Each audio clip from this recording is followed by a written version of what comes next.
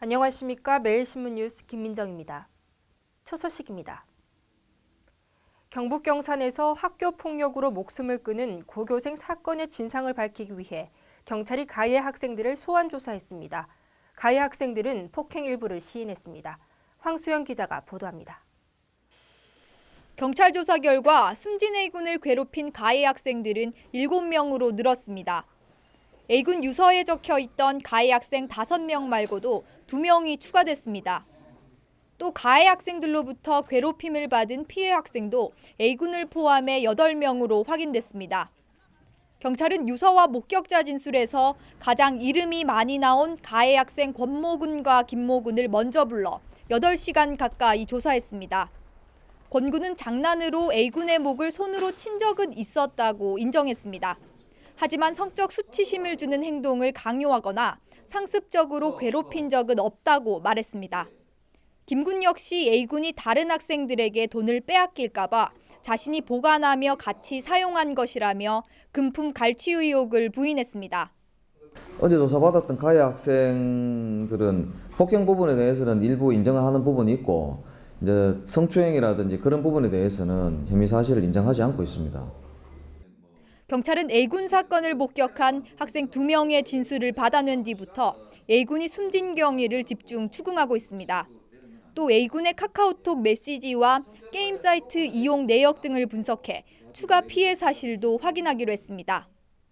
경찰은 다음 주 중으로 가해 학생들의 사법 처리 수위를 결정할 방침입니다. 매일신문 황수영입니다.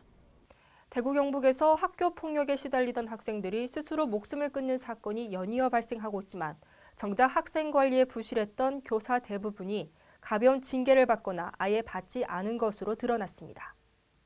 지난 2011년 12월 또래 친구들의 괴롭힘을 견디다 못해 스스로 목숨을 끊은 대구 중학생 건군 사건 이후 해당 학교 교장에게는 정직 1개월, 교감과 생활부장 교사 등 2명에겐 견책 처분이 각각 내려졌으며 담임이던 기간제 교사는 계약이 해지됐습니다.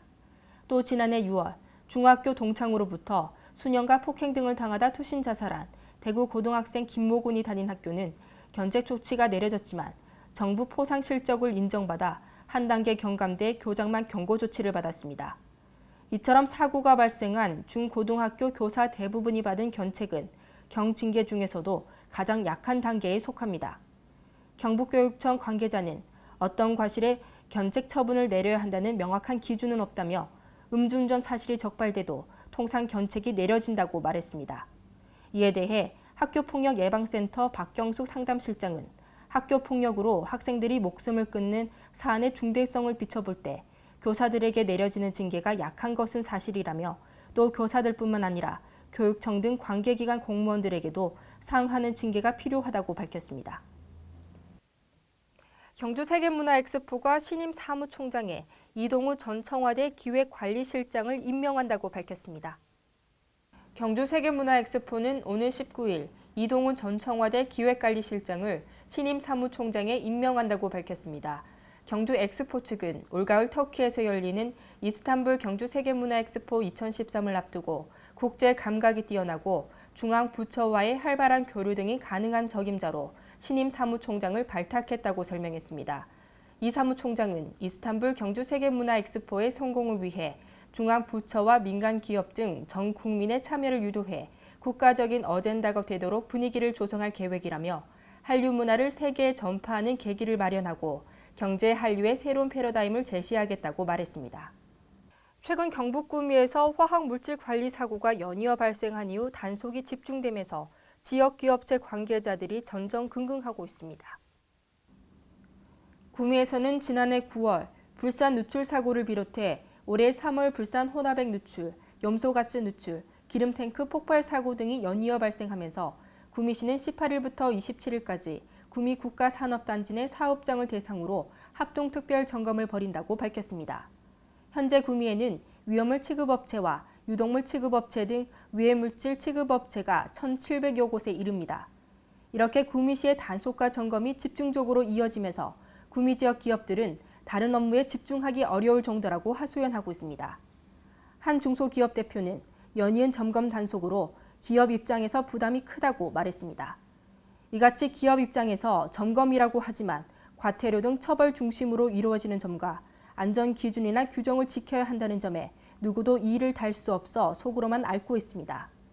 구미시 관계자는 안전을 위해 현장 위주로 상시 점검 체계를 갖추고 상습 위반 업체를 중점 관리 대상으로 지정해 특별 관리할 방침이라고 말했습니다. 전통시장 농축산물의 43%가 유통비인 것으로 나타났습니다. 농축산물 유통구조를 개선하려면 무엇보다 전통시장의 구조 개편이 시급하다는 정부의 용역조사 결과가 나왔습니다. 연세대 산업협력단이 지식경제부에 제출한 용역보고서를 보면 전통시장에서 농축산물 유통비용은 평균 소비자가의 43.4%에 이른 것으로 나타났습니다. 보고서에서 전통시장에서 팔리는 농산물은 유통 과정에서 많은 단계를 거치기 때문에 최종 소비자 가격에서 유통비 비중이 매우 높다고 설명했습니다. 반면 대형마트는 신선식품 상품군을 직접 매입하는 경우가 대부분이어서 물류비를 제외한 유통비용이 거의 없지만 관리비가 소매가의 40%에 육박했습니다. 보고서는 상인회를 통하거나 같은 업종 상인들이 연합하는 공동구매 방식으로 전통시장의 구매력을 키워야 한다고 강조했습니다. 대형마트의 경우 판매 관리비를 줄이기 위해 현재 중소상공인과의 상생 방안을 거스르지 않는 수준에서 새로운 사업 모색을 통한 영업이익 확대가 필요하다고 지적했습니다. 어젯밤부터 전국적으로 봄비가 내렸는데요. 하지만 오늘 낮부터 비가 그친 뒤 화창하고 따뜻한 날씨를 보이겠습니다. 대구 경북 낮 최고 기온은 19도에서 20도로 어제와 비슷하겠습니다. 이상으로 3월 18일 매일신문 뉴스를 마치겠습니다.